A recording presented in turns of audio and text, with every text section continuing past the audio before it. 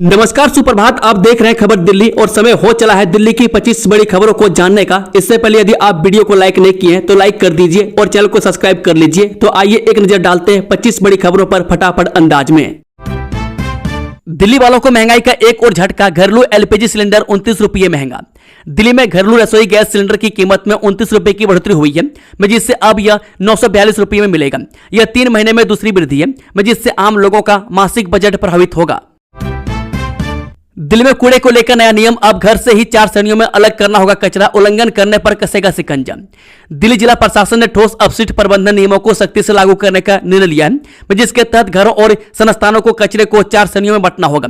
राजधानी दिल्ली में कचरा निस्तारण से जुड़ी समस्याओं के समाधान के लिए नई दिल्ली जिला प्रशासन ने ठोस अपशिष्ट प्रबंधन यानी कि सॉलिड वेस्ट मैनेजमेंट के नियमों को सख्ती से लागू करने का फैसला किया है। अब घरों, स्कूलों, कॉलेजों, सरकारी दफ्तरों और बड़े संस्थानों को कचरे को 4 अलग अलग श्रेणियों में बांट कर देना होगा। नियमों का पालन नहीं करने वालों के खिलाफ कार्रवाई की जा सकती है। अवैध इमारतों पर दिल्ली सरकार का बड़ा एक्शन। खानपुर और सैनिक के फार्म्स में चला एमसीडी का हथौड़ा। मालवीय नगर अग्निकांड और सैदुल्ला जाब इमारत गिरने के बाद दिल्ली सरकार और एमसीडी ने अवैध बहुमंजिला इमारतों के खिलाफ कार्रवाई तेज कर दी है। कृष्णा पार्क के खानपुर और सैनिक फार्म्स में तोड़फोड़ की गई, जबकि शालीमार बाग में 150 से अधिक अवैध निर्माण हटाए गए। खान सर की बढ़ेंगी मुश्किलें। मानहानि मामले में दिल्ली हाईकोर्ट पहुंची महिला पत्रकार। टीवी पत्रकार अंजना ओम कश्यप ने खान सर के खिलाफ दिल्ली हाईकोर्ट में मानहानि का मुकदमा दायर किया है। यह मुकदमा खान सर द्वारा अंजना पर अपमानजनक टिप्पणियां करने के आरोप में दर्ज किया गया है, जिससे उनके परिवार को उत्पीड़न का सामना करना पड़ा। आपत्तिजनक टिप्पणियां करने को लेकर टीवी पत्रकार अंजना ओम कश्यप ने खान सर के खिलाफ दिल्ली हाईकोर्ट में मानहानि का मुकदमा दायर किया है। अंजना ओम कश्यप द्वारा एक टीवी शो के दौरान स्टार टीचर्स के बढ़ते असर की आलोचना की थी और इसके बाद खान ने अंजना पर तमाम सवाल उठाते हुए टिप्पणियां की थी। दिल्ली के नरेला में नगर निगम की लापरवाही से जर्जर शौचालय का पिलर गिरा। 6 साल की बच्ची की मौत। राजधानी दिल्ली के नरेला में नगर निगम के जर्जर सार्वजनिक शौचालय का पिलर गिरने से 6 साल की बच्ची तनिया की मौत हो गई। पुलिस ने लापरवाही का मामला दर्ज कर जांच शुरू कर दी है, जबकि स्थानीय लोगों ने निगम पर शिकायतें नजरअंदाज करने का आरोप लगाया है। राजधानी में सरकारी तंत्र की लापरवाही ने 6 साल की बच्ची की जान ले ली। नरेला औद्योगिक क्षेत्र थाना अंतर्गत गांव होलंबी खुर्द में नगर निगम के सार्वजनिक जर्जर शौचालय का पिलर भरभरा कर गिर गया और मलबे के नीचे दबने से 6 साल की बच्ची की मौत हो गई।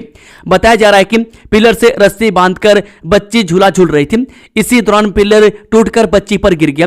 पुलिस ने लापरवाही का मामला दर्ज कर जांच से आरंभ कर दी है। स्थानीय निगम पार्षद का कहना है कि जर्जर हालत के कारण शौचालय को खतरनाक घोषित कर बंद कर रखा था। नए बनाने का काम प्रक्रियाधीन है। दिल्ली में आईफोन झपटमार भाग रहे 2 बदमाशों को ट्रैफिक पुलिस ने दबोचा। 2 मोबाइल फोन बरामद। जी हां, न्यू फ्रेंड्स कॉलोनी में ट्रैफिक पुलिस कर्मियों ने आईफोन झपटकर भाग रहे 2 बदमाशों को 200 मीटर पीछा कर दबोच लिया। पुलिस ने उनकी सतर्कता से 2 मोबाइल फोन बरामद किए और आदतन अपराधियों को गिरफ्तार किया, जिनके खिलाफ कई मामले दर्ज हैं। न्यू फ्रेंड्स कॉलोनी इलाके में आईफोन झपटमार भाग रहे 2 झपटमारों को न्यू फ्रेंड्स कॉलोनी सर्किल में तैनात ट्रैफिक पुलिस कर्मियों ने करीब 200 मीटर तक पीछा करने के बाद दबोच लिया। पुलिस कर्मियों ने अपनी सतर्कता, साहस और त्वरित कार्रवाई का परिचय देते हुए दोनों आदतन झपटमारों को दबोच लिया। ट्रैफिक पुलिस की मुस्तैदी से न केवल झपटमार भागने में सफल रहे, बल्कि स्थानीय पुलिस को अपराध सुलझाने में भी कामयाबी मिली।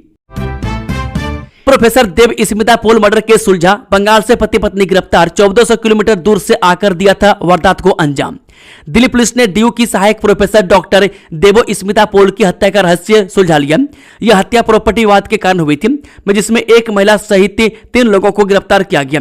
वसुंधरा एनक्लेव के सत्यम एनक्लेव में दिल्ली विश्वविद्यालय की सहायक प्रोफेसर डॉक्टर देवो स्मिता पोल की हत्या का रहस्य सुलझ गया। दिल्ली पुलिस ने रविवार को इस मामले में पश्चिम बंगाल से महिला समेत 3 आरोपियों को गिरफ्तार किया है। आरोपियों ने 1400 किलोमीटर दूर आकर वारदात को अंजाम दिया था। ई रिक्शा चलाने वालों के लिए जरूरी खबर। अब 10 दिन की ट्रेनिंग के बाद मिलेगा लाइसेंस। दिल्ली में ई रिक्शा ड्राइविंग लाइसेंस से प्रशिक्षण में देरी हो सकती है, क्योंकि ड्राइविंग स्कूलों के पास प्रशिक्षण के लिए ई रिक्शा नहीं है। ई रिक्शा के ड्राइविंग लाइसेंस से प्रशिक्षण के लिए कार्य में देरी हो सकती है। दिल्ली सरकार ने आवेदकों से ड्राइविंग स्कूल या इस क्षेत्र में काम करने वाली संस्थाओं से ई रिक्शा के लाइसेंस से पहले 10 दिन का प्रशिक्षण लेने के लिए कहा है। अभी तक ये स्कूल ई रिक्शा के लिए प्रशिक्षण नहीं दे रहे हैं। मैं दरअसल सरकार के आदेश के चलते भी ई रिक्शा के लिए 10 दिन के प्रशिक्षण देने में अड़चन आ रही है। मैं सरकार ने कुछ समय पहले आदेश जारी कर यह व्यवस्था की है कि ई रिक्शा कंपनियों या संस्थाओं के नाम पर पंजीकृत नहीं होगा। ऐसे में कंपनियां और स्कूलों को रिक्शा नहीं मिल पा रहा है। दिल्ली के कड़कड़डुमा कोर्ट में लगी भीषण आग, छुट्टी की वजह से टला बड़ा हादसा, लैपटॉप और सामान जलकर खाक। पूर्वी दिल्ली के कड़कड़डुमा कोर्ट की दूसरी मंजिल पर रविवार तड़के आग लग गई, जिसकी सूचना सुबह 5:30 बजे मिली थी। दमकल की 8 गाड़ियों ने कड़ी मशक्कत के बाद आग पर काबू पाया। बार काउंसिल चुनाव, दिल्ली हाईकोर्ट ने दोबारा मतदान की मांग ठुकराई, मतगणना जारी रखने का आदेश। दिल्ली हाईकोर्ट ने बार काउंसिल ऑफ दिल्ली चुनाव में दोबारा मतदान की मांग खारिज कर दी है। अदालत ने कहा कि मतपत्रों से छेड़छाड़ के बावजूद पूरी चुनाव प्रक्रिया दूषित नहीं हुई है और मतगणना जारी रखने के निर्देश दिए। दिल्ली हाईकोर्ट ने बार काउंसिल ऑफ दिल्ली चुनाव में दोबारा मतदान करने की मांग खारिज कर दी है। अदालत ने कहा कि मतपत्रों से छेड़छाड़ की एक घटना सामने आने के बावजूद पूरी चुनाव प्रक्रिया दूषित नहीं हुई है, इसलिए पुनर्मतदान का आदेश देने की आवश्यकता नहीं है। न्यायमूर्ति अनिल क्षेत्रपाल और न्यायमूर्ति तेजस कारिया की पीठ ने फैसला सुनाते हुए कहा कि जिन मतपत्रों में काट-छांट, ओवर राइटिंग, सुधार, अतिरिक्त निशान या अन्य संदिग्ध बदलाव दिखाई दे रहे हैं उन्हें अलग कर सीलबंद पैकेट में रखा जाए और उन्हें डाउटफुल वैलिडिटी के रूप में विशेष समिति के समक्ष पेश किया जाए। दिल्ली एनसीआर वालों को भारी पड़ेंगे अगले कुछ दिन, 42 डिग्री तक पहुंच सकता है पारा, फिर मिलेगी राहत। दिल्ली एनसीआर में थोड़ी राहत के बाद लोगों को फिर से भीषण गर्मी का सामना करना पड़ेगा। मौसम विभाग के पूर्वानुमान के अनुसार अगले कुछ दिनों तक तापमान में वृद्धि होगी। न्यूनतम के साथ ही अधिकतम तापमान बढ़ेगा। मौसम विभाग के अनुसार बृहस्पतिवार व शुक्रवार को फिर से मौसम बदलेगा और तेज हवा चलने के साथ ही हल्की वर्षा भी होगी, जिससे अधिकतम तापमान 35 डिग्री तक गिर सकता है। सीबीएसई ने 12वीं के स्टूडेंट को दिया अंतिम मौका, पुनर्मूल्यांकन के लिए आवेदन की आखिरी तारीख कब? सीबीएसई 12वीं की उत्तर पुस्तिकाओं के पुनर्मूल्यांकन और अंकों के सत्यापन के लिए आवेदन की अंतिम तिथि 7 जून रात 12 बजे है।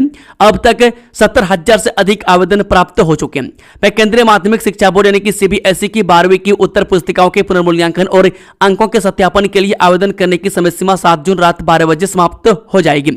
बोर्ड के अनुसार अब तक 70,000 से अधिक आवेदन प्राप्त हो चुके हैं। इसमें सत्यापन, वेरिफिकेशन और पुनर्मूल्यांकन यानी कि रीएवुलेशन के लिए आवेदन है। सीबीएसई ने बताया कि जिन छात्रों ने अपनी मूल्यांकित उत्तर पुस्तिकाओं की स्कैन कॉपी प्राप्त कर ली है, वे निर्धारित प्रक्रिया के तहत उत्तरों के पुनर्मूल्यांकन भी अंकों के सत्यापन के लिए ऑनलाइन आवेदन कर सकते हैं। दिल्ली पुलिस की बड़ी कार्रवाई, 7 अंतर्राज्यीय सिंडिकेट ध्वस्त, दबोचे गए 14 शातिर अपराधी। देश भर के लोगों की गाड़ी कमाई पर डाका डालने वाले साइबर ठगों के खिलाफ मध्य जिला की साइबर सेल थाना पुलिस ने मई माह में बड़ा और आक्रामक अभियान चलाकर बड़ी सफलता हासिल की है। पुलिस टीमों ने 5 राज्यों यानी कि राजस्थान, पंजाब, कर्नाटक, मध्य प्रदेश, हरियाणा और उत्तर प्रदेश में ताबड़तोड़ छापामारी कर साइबर क्रैकडाउन के दौरान 7 बड़े अंतर्राज्यीय सिंडिकेट को ध्वस्त करते हुए 14 शातिर साइबर अपराधियों को गिरफ्तार किया है। 1 करोड़ से ज्यादा के लेप्रोस्कोपिक सिस्टम से लैस स्वामी दयानंद अस्पताल, मरीजों को मिलेगी बेहतर सुविधा। पूर्वी दिल्ली के स्वामी दयानंद अस्पताल में महापौर प्रवेश वाही ने उन्नत ऑपरेशन थिएटर ब्लॉक का उद्घाटन किया। में 1 करोड़ 70 लाख के 4,000 लेप्रोस्कोपिक सिस्टम और सी आर्म मशीन से पूर्वी दिल्ली के मरीजों को बेहतर सर्जिकल सुविधा मिलेगी। दिल्ली की बसों में महिला सुरक्षा पर गंभीर सवाल, आधे से ज्यादा बसों में नहीं है मार्शल। दिल्ली की बसों में महिलाओं की सुरक्षा पर सवाल खड़े हो रहे हैं क्योंकि आधे से अधिक बसों में बस मार्शल तैनात नहीं है। यात्रियों विशेषकर महिलाओं को असुरक्षा महसूस होती है और उपराज्यपाल ने महिला सुरक्षा कर्मी तैनात करने का सुझाव दिया है।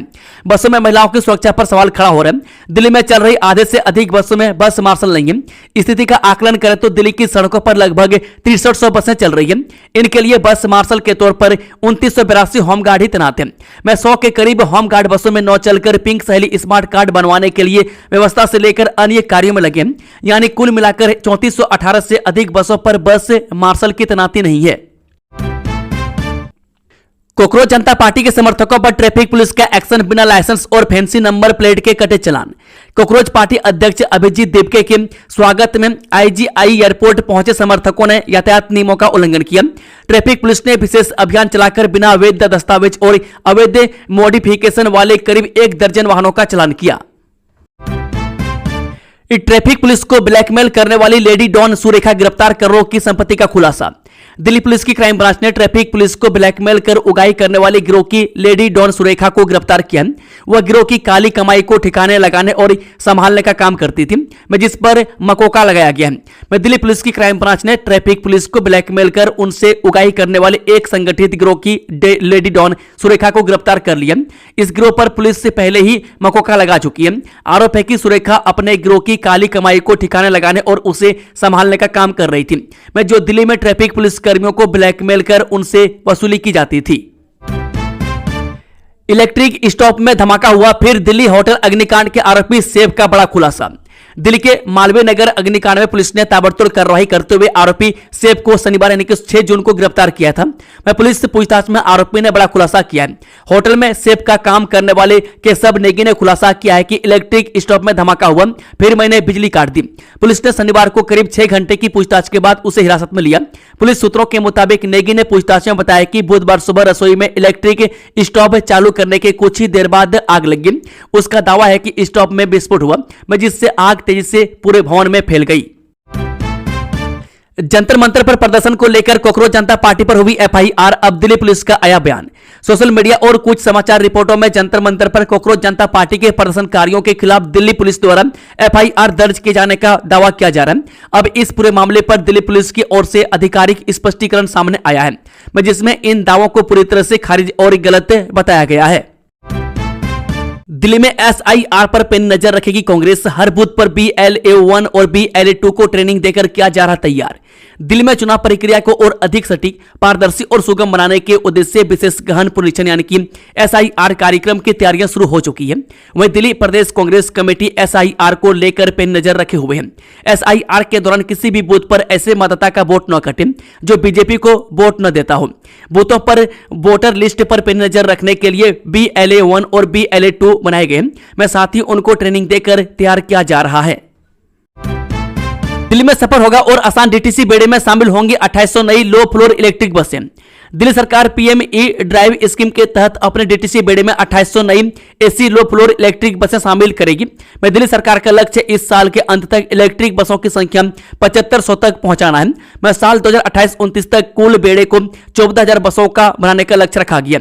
इलेक्ट्रिक बसों को शामिल करने के साथ बस डिपो पर जरूरी चार्जिंग और पावर इंफ्रास्ट्रक्चर भी बनाया जाएगा, ताकि बस बेड़े को बड़े पैमाने पर इलेक्ट्रिक किया जा सके। 88% दिव्यांग मरीन कमांडो को मिला न्याय, 2 करोड़ 46 लाख रुपए मुआवजे का आदेश। क्या है मामला, जाने पर जानकारी। भारतीय नौसेना के जाबाज विंग मार्कोस यानी कि मरीन कमांडो में शामिल होकर देश की सुरक्षा करने वाले एक जवान की जिंदगी को सड़क पर लापरवाही से दौड़ती एक कार ने हमेशा के लिए बदल दिया। वहीं पटियाला हाउस कोर्ट स्थित मोटर दुर्घटना दावा न्यायाधिकरण ने मामले में गंभीर रूप से घायल पीड़ित कमांडो को बड़ी राहत देते हुए 2 करोड़ 46 लाख रुपए मुआवजा देने का आदेश दिया है।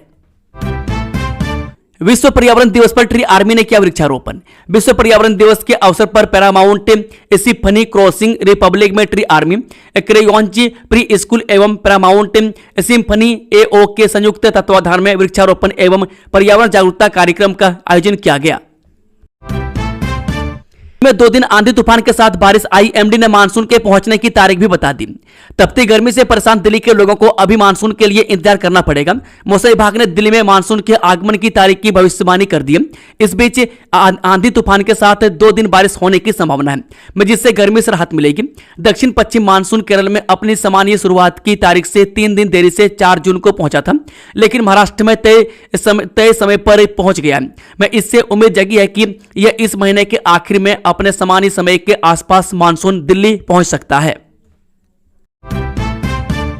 किसी के बाप में दम नहीं जो हमारी नमाज रोक दे, भड़काऊ बयान पर सूर्या के पड़ोसी को पुलिस ने उठाया। गाजियाबाद में शुक्रवार को जुम्मे की नमाज के दौरान भड़काऊ बयानबाजी करने का मामला सामने आया है। इसका आरोप स्थानीय नेता इमरान पर लगा है। पुलिस ने उन्हें हिरासत में लेकर जेल भेज दिया। इमरान पहले समाजवादी पार्टी के साथ जुड़े रहे। उस समय वह सपा सरकार में वो नगर अध्यक्ष रहे। में आरोपी नेता को इससे पहले भी लोगों को भड़काने के आरोप में जेल भेजा जा चुका है। नहीं खत्म, दिल्ली में दम दिखाकर कॉकरोच पार्टी के नेता अभिजीत दिपके ने केंद्र को दिया वार्निंग।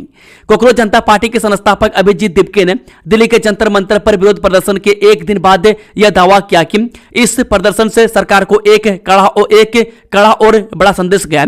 मैं साथ ही उन्होंने कहा कि यह प्रोटेस्ट यही खत्म नहीं होता।